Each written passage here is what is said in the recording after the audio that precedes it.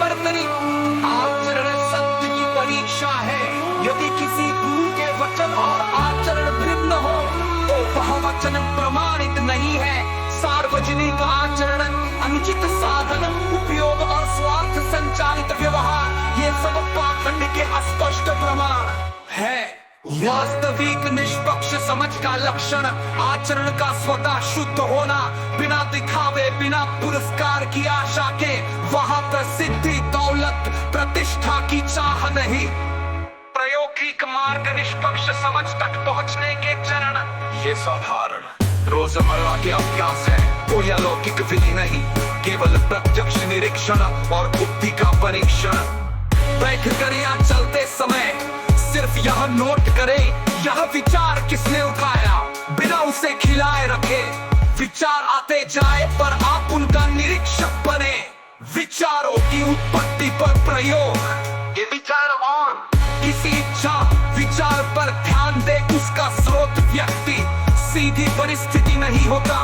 देखे कि क्या वो पुरानी स्मृति, भय या लाभ की प्रत्याशा से है। बुद्धि का परीक्षण, प्रमाण देना, किसी दावे प्रमाण देना को ले, उसे सत्यापित करने के लिए 3 सवाल पूछे। क्या ये प्रत्यक्ष अनुभव पर निर्भर है, क्या ये हर निरीक्षक के लिए स्वतः सत्य है, क्या इसका आचरण में फॉलो थ्रू है।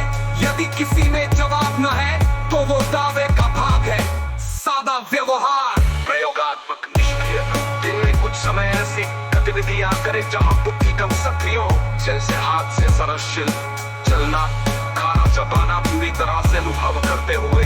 परिणाम, विचारों की तीव्रता घटेगी। परंतु सत्यापन, रिपोर्टिंग टू सेल्फ, हर सप्ताह अपने अनुभव का छोटा लेखन करे।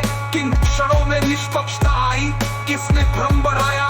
ये अभ्यास क्रमिक रूप से अस्थायी बुद्धि की निर्बलता दिखाएगा और निष्पक्ष समझ को पुष्ट करेगा। तत्वों का सार, संक्षेप में प्रमाणिक पॉइंट्स। यदि कोई कथन सार्वभौमिक सत्य कहता है तो उसे किसी भी निरीक्षक द्वारा प्रत्यक्ष परीक्षण में पाया जाना चाहिए।